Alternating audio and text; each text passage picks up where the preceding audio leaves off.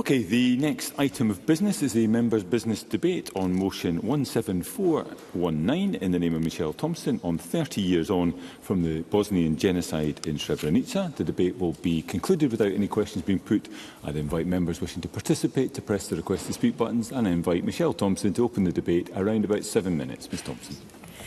Thank you, Presiding Officer. I'm honoured to speak to my motion 30 years on from the Bosnian genocide in Srebrenica.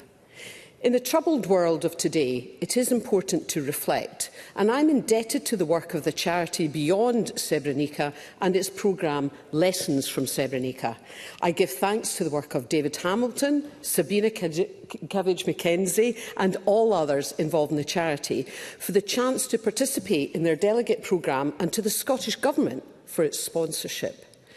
Rereading a published document from the International Criminal Tribunal for the former Yugoslavia, it's telling how they, in quite a matter-of-fact way, described the significance of the events in Srebrenica in July 1995. I quote them. "The massacre that occurred in Srebrenica in July 1995 was the single worst atrocity committed in the former Yugoslavia during the wars of the 1990s and the worst massacre that occurred in Europe since the months after World War II. Some of the evidence presented in subsequent court cases was harrowing. In June 2005, during cross-examination of a witness in the case against Slobodan Milosevic, the court viewed rare video footage showing a Serbian paramilitary unit, calling itself the Scorpions, execute a small group of Bosnian Muslim men and teenage boys captured after the fall of Srebrenica in 1995.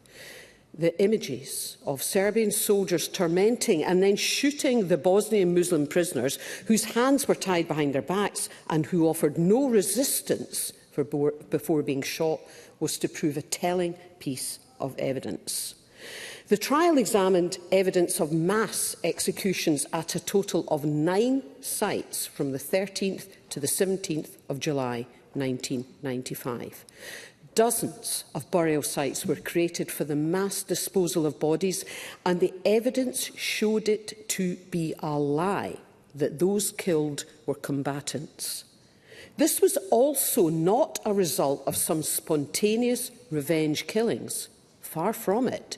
This was a premeditated and planned mass killing operation of men and boys. This was a genocide. Soldiers were mobilised to guard the prisoners, move them to execution sites and to shoot them. Thousands of rounds of ammunition to shoot the prisoners were supplied. A great many vehicles were commandeered to move the prisoners, and bulldozers and excavators were commissioned to dig their graves. The killings were done in a grotesque fashion, and as one of the rare survivors recounted to the court, "When they opened fire, I threw myself on the ground and one man fell on my head. I think that he was killed on the spot, and I could feel the hot blood pouring over me. I could hear one man crying for help. He was begging them to kill him, and they simply said, 'Let him suffer, we'll kill him later.'" This was a case of both genocide and androcide, the systematic killing of males because of their sex as part of a deliberate campaign to eliminate a specific religious and ethnic group, and horrific exercise in ethnic cleansing. Besides the thousands of men and boys killed, tens of thousands of women and children were uprooted and removed from the area. And as my motion states, 54 individuals have been prosecuted to date for their role in the massacre, but considers that many more were involved in creating the culture and the environment which led to the genocide in Srebrenica through their use of hate speech, oppression, discrimination and propaganda against the Bosnian Muslim population. I should have added only before the number 54. The international community failed in 1995. Too many, including the blue helmets of the UN, looked the other way. But, Presiding Officer, if I could offer a personal perspective after being invited to visit Srebrenica by the charity last year, It was one of the best organised trips I've ever been on and really gave a proper sense of what happened and the extent to which events still rest heavily on those who remain, and rightly so. Women are always casualties in war too, and this was no different. Whilst visiting the cemetery where over 6,000 bodies have now been officially buried, we also spoke with Merja Dogas, who lost her husband and 3 sons in the conflict. Quoted in an article by Eddie Barnes, a fellow delegate, she said, "I would never have returned to Srebrenica if one of my children was alive. But since they are all dead, then this is the only place I can be near to them." We visited the charity, the Association of Women Victims of War, who gives voice to many women who were raped during the conflict. They not only collect their stories, but attempt to bring about prosecutions of the perpetrators, men who move openly still in Serbian society today.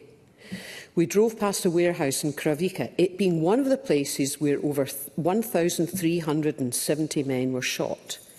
The bullet holes have been plastered over, but a wall has been built around it. This stops the mothers and wives laying flowers in homage to their loved ones. Bosnian politics have long been notoriously complex, and it remains so to this day. Despite promises made, accession to the EU feels no closer for many of the successor states of Yugoslavia, and the lack of progress continues to be an irritation and a sense of being let down across the entire region. The shift away from a European focus with the new American foreign policy can only embolden other actors in the region, and I fear that we feel further away than we ever have been to acknowledge what happened, take the steps required to allow for healing and to move forward. So the work of the International Commission on Missing Persons continues. It is still finding the remains of the men who were killed, sometimes, again, still from multiple locations as the bodies were buried, lifted and buried again, sometimes multiple times. Presiding officer, I give the final words to Merja, again speaking to Eddie Barnes. She said, "Why do we do this? We are fighting for justice and truth to be heard. Our fight is for the truth and justice for our beloved ones who were killed. Her fight for truth and justice is a fight for us all." Thank you, Ms Thompson. We move to the open debate. I call for Stephen Kerr to be followed by Karen Adam. Around 4 minutes. Mr Kerr. Well, can I begin by thanking Michelle Thompson for her motion and bringing this debate to the Chamber, but can I also congratulate her, if that's the right word, on a speech that brought home again to all of us the horrors, the harrowing detail and the memories of what occurred 30 years ago in Srebrenica, because that is indeed an act of horror. 8,372 Bosniak men and boys murdered in cold blood. But amid this massacre, this genocide, another crime was committed. Less visible, yet no less devastating. The mass systematic rape of Bosniak women and girls. Sexual violence was not incidental to this conflict. It was used deliberately as a tool of ethnic cleansing, humiliation and destruction. Tens of thousands of women were subjected to unspeakable abuse, and many will carry that trauma today largely in silence. That is why the Preventing Sexual Violence and Conflict Initiative, PSVI, matters. This UK-led initiative exists because of the failure to prevent atrocities like those committed in Bosnia and the lack of prosecutions that follow when they do. It seeks to end the culture of impunity around conflict-related sexual violence and place survivors at the heart of justice and peacekeeping. Srebrenica is a stark reminder of what happens when hate is left unchecked and when the international resolve falters. 30 years on, fewer than 1% of sexual violence cases in Bosnia have led to convictions. That failure of justice is not just a historic shame, it is a continuing injustice.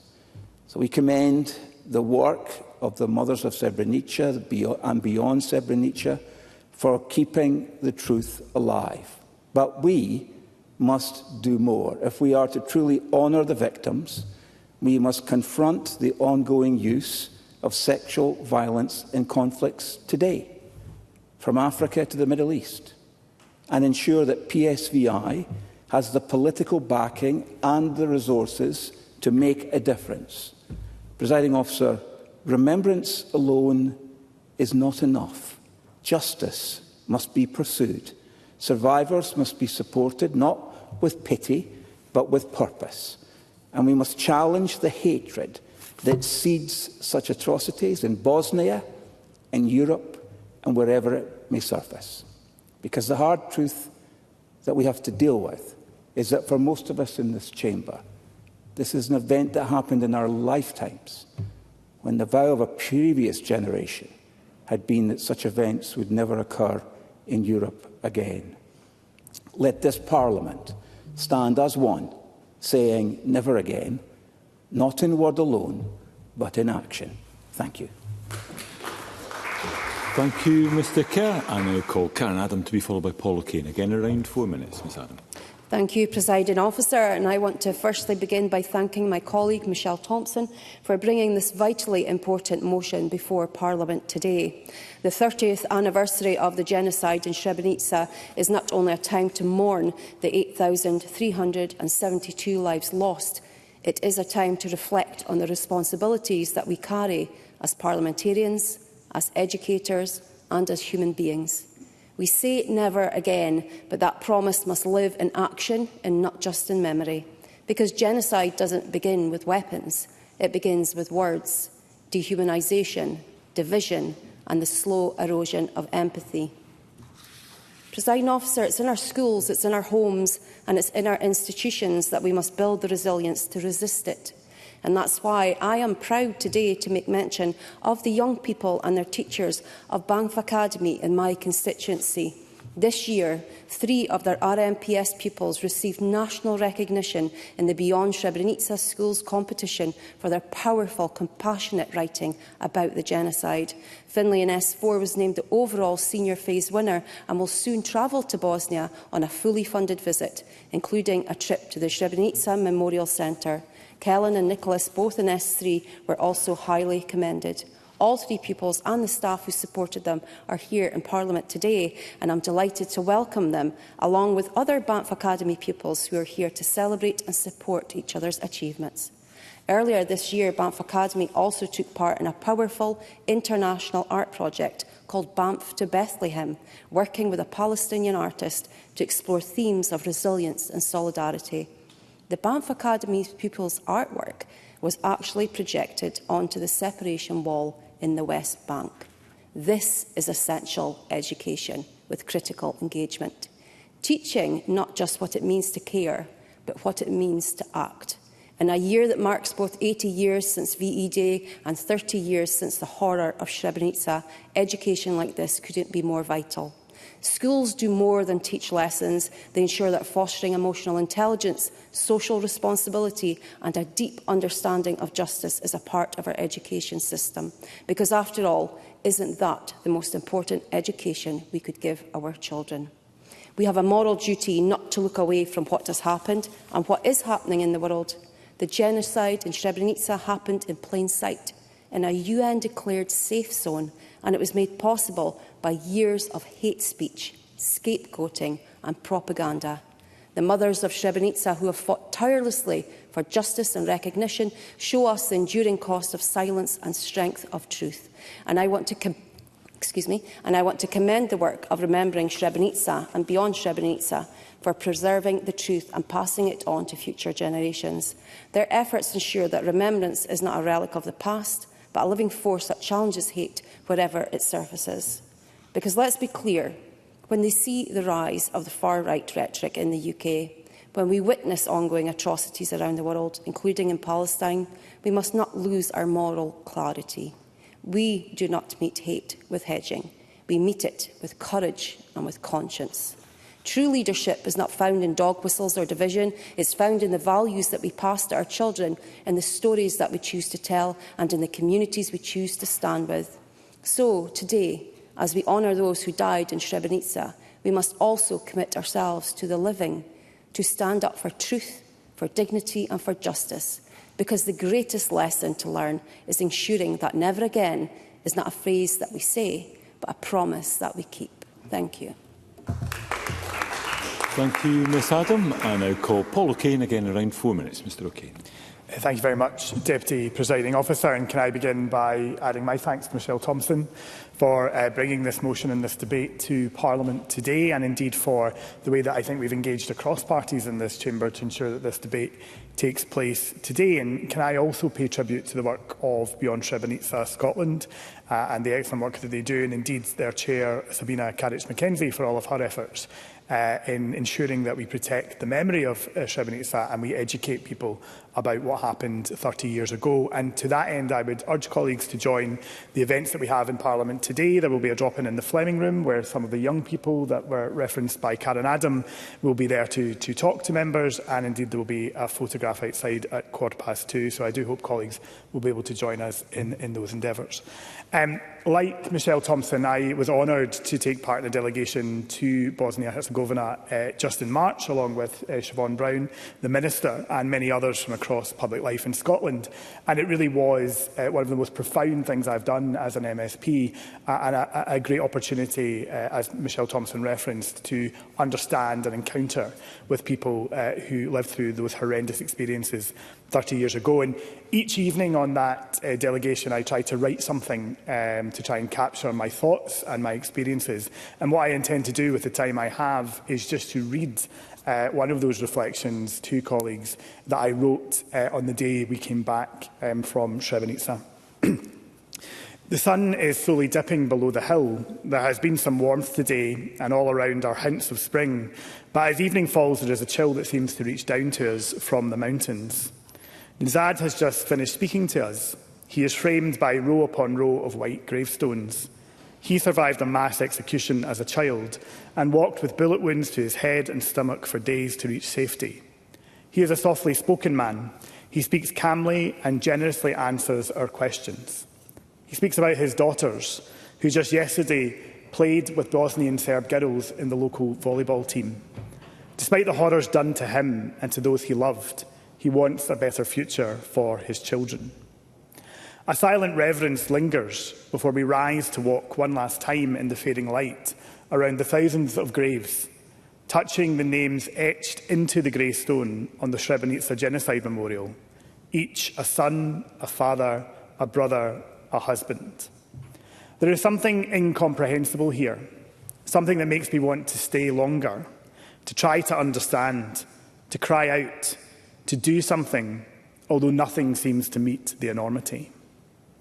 The journey here reminded us of the fragility of the peace agreement and the prevalence of denial of the genocide in the Republika Srpska.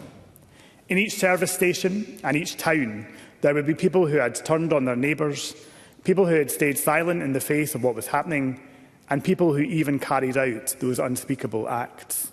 They are walking these roads, sipping coffee, watching our bus pass. We visited the Memorial Centre at the Battery Factory, which was a Dutch UN base at Potocari, and we retraced the footsteps of those days in July 1995. We were all rendered speechless by video footage of what happened after the UN allowed the Bosnian Serb forces to separate boys and men from women and girls. Promises of safe passage to free Bosnian territory were a lie. In the video, filmed by their executioners, we watched 6 men shot dead. The 2 youngest were spared until they had dragged the 4 bodies of their comrades into a shallow grave. There are no words. We all reach out to each other without speaking as we climb the stairs to meet the directors of the centre. Before we left, we met Mother Fadala. She speaks to us at her shop selling flowers, books and memorial items. Like all the mothers, she lost everything. The shop is her defiance, her reason to go on. The authorities of the Republika Srpska don't want her here, but this unassuming, smiling, small lady in her 80s is a rock, unmovable, strong. She tells us that soon she will travel to the United Nations in New York to call for the international community not to forget and to do more. This is what the mothers do. They stand because others can't. In the darkness of our journey back to Sarajevo, there is much to process. I think of the sun setting on those rows and rows of white stones, and the words that are written in the books held in common by the Abrahamic faiths. What have you done? Listen, your brother's blood cries out to me from the ground. Thank you. Thank you, Mr O'Kane. I now call on Siobhan Brown to respond to the debate. Minister, around 7 minutes, please. Thank you very much, Presiding Officer. Firstly, can I just express my gratitude to Michelle Thompson for sponsoring today's motion. I'd also like to sincerely thank everyone who has kindly taken this opportunity to commemorate the 30th anniversary of Srebrenica genocide, which took place on the 11th of July, and also White Armband Day. I echo the heartfelt words offered by my fellow members in remembrance and recognition of the victims across Bosnia and Herzegovina, just as I did earlier this year when we came together to commemorate the 80th anniversary of the Holocaust.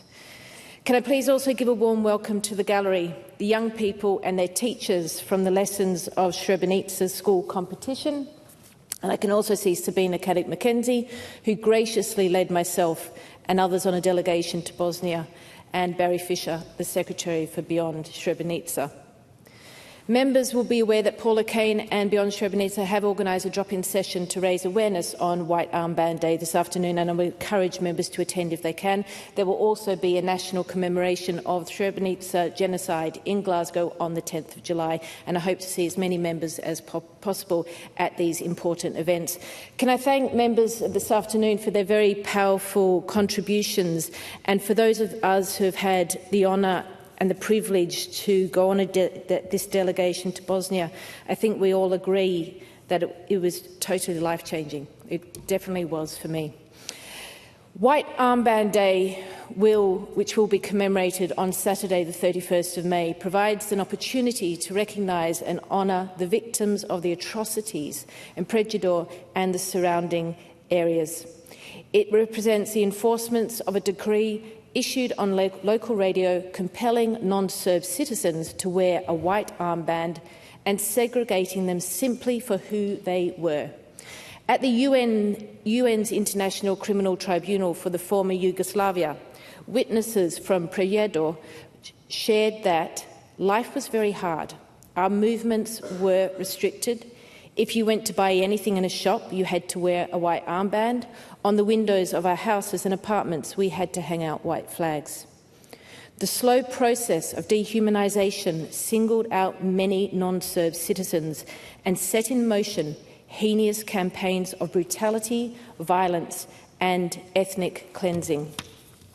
Violence in the region continued to escalate, including concentration camps in the northwest, which were discovered and shared to the shocked world by journalists Ed Villami and Penny Marshall in the early 1990s. And in 1997, Ed Villami described a camp in Amasa as a dark inferno of mutilation, starvation, torture and murder.